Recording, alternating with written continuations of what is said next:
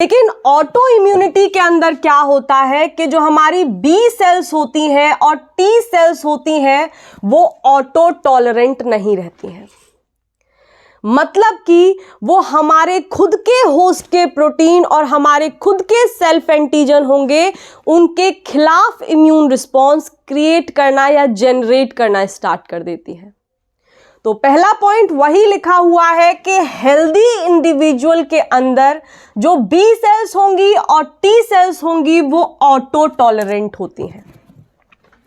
मतलब कि डेवलपमेंट के टाइम पर उनकी जो परवरिश हुई है वो बिल्कुल सही हुई है। वो अपने होस्ट के प्रोटीन या अपने लोगों के खिलाफ कभी भी इम्यून रिस्पॉन्स जनरेट नहीं करेंगी, उन्हें मारना स्टार्ट नहीं करेंगी।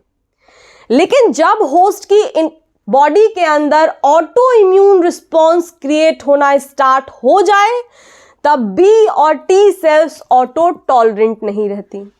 इसका मतलब क्या हुआ कि जो हमारी बी सेल्स होंगी और टी सेल्स होंगी हमारे खुद के होस्ट के प्रोटीन और जो सेल्फ एंटीजन है उनके खिलाफ इम्यून रिस्पॉन्स जनरेट करना स्टार्ट कर देती हैं। तो यहाँ पर हम लोग कुछ डिजीज के बारे में भी बात करने वाले हैं। वो डिजीज जो ऑटो इम्यून डिजीज होती हैं और वो जो डिजीज होती हैं डिजीज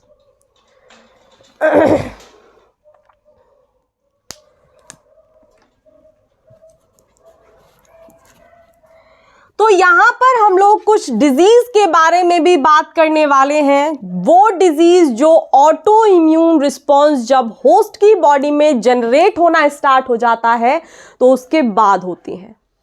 जैसे पहली डिजीज आपको नजर आ रही होगी हैशिमोटो डिजीज। मुझे पता है इसमें थोड़ा सा रट्टा लगाना पड़ेगा, लेकिन आप लोगों को पता होनी चाहिए ये चीज़ें, क्योंकि कई बार प्रश्न पूछे गए हैं इन डिजीज़ के अंदर से ही। तो क्यों ही गंवाने नंबर, थोड़ी सी चीज़ें हैं, आप सीख लीजिए। और अगर चैनल को आपने अभी तक सब्सक्राइब नहीं किया है then do subscribe the channel, share these videos to your friends as well, ताकि वो लोग भी हमारे साथ जर्नी में जुड़ जाएँ। तो इसी के साथ स्टार्ट कर लेते हैं पहली डिजीज़ को। और पहली डिजीज़ क्या है? पहली डिजीज है हैशिमोटो डिजीज। हैशिमोटो डिजीज को हाइपोथायरॉयडिज्म के नाम से भी जानते हैं। और इसमें होता क्या है कि हमारे जो थायराइड प्रोटीन्स होते हैं, थायराइड प्रोटीन्स में जैसे थायरोग्लोबुलिन हुआ, थायराइड पर ऑक्सीडेज हुआ मतलब टीपीओ हुआ, इन प्रोटीन्स के खिलाफ होस्ट की बॉडी के अंदर इम्यून रिस्पॉन्स जनरेट हो जाता है और एंटीबॉडीज बनना स्टार्ट हो जाती हैं। अब क्या होगा, जब प्रोटीन थायराइड के प्रोटीन्स के अगेंस्ट हमारी होस्ट की बॉडी में इम्यून रिस्पॉन्स जनरेट होगा तो ये जो एंटीबॉडीज बनेंगी इन प्रोटीन के लिए, ये जा करके इन प्रोटीन को डिग्रेड करना स्टार्ट कर देंगी। और क्योंकि ये प्रोटीन्स हमारे थायराइड ग्लैंड सिक्रीट करती है तो जो थायराइड ग्लैंड है धीरे धीरे उसकी लाइसिस होनी स्टार्ट हो जाती है। और इस केस में हैशिमोटो डिजीज में जो सिम्टम्स नजर आते हैं पेशेंट के अंदर, वो सिम्टम्स बिल्कुल वैसे होते हैं जैसे गॉइट्रे डिजीज के अंदर नजर आते हैं।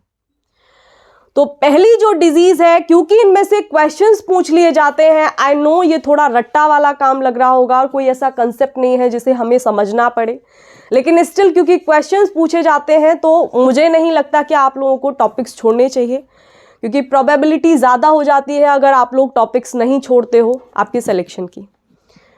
तो हैशिमोटो डिजीज़ क्या थी? इसको हाइपोथायरॉयडिज्म के नाम से भी जानते हैं। और इस डिजीज़ के अंदर जो हमारे थायराइड ग्लैंड प्रोटीन्स को सिक्रीट करती है, चाहे वो थायरोग्लोबुलिन हो, चाहे वो थायराइड पर ऑक्सीडेज हो, हमारी होस्ट की इम्यून सेल्स मतलब बी और टी सेल्स उन्हीं प्रोटीन्स के खिलाफ एंटीबॉडीज बनाना स्टार्ट कर देती हैं। और ये जो एंटीबॉडीज बनती हैं, ऑटो एंटीबॉडीज बनती हैं, ये जा करके थायराइड ग्लैंड को डिग्रेड करना, उसका लाइसिस करना स्टार्ट कर देती हैं। और इस डिजीज के अंदर जो सिम्टम्स आपको नजर आएंगे वो सिम्टम्स गॉइट्रे वाली डिजीज से मैच करते हैं। तो एक लाइन ऊपर और रह गई है, ब्लू कलर में आपको दिखाई दे रही होगी, वो मैंने पढ़ के नहीं बोली है। तो एक बार इसको भी देखो कि वैसे तो होस्ट की बॉडी के अंदर बी और टी सेल्स ऑटो टॉलरेंट होती हैं, मतलब कि वो कभी भी अपने जो होस्ट के प्रोटीन्स होंगे या सेल्फ एंटीजेंस होंगे उनके साथ रिएक्ट नहीं करती।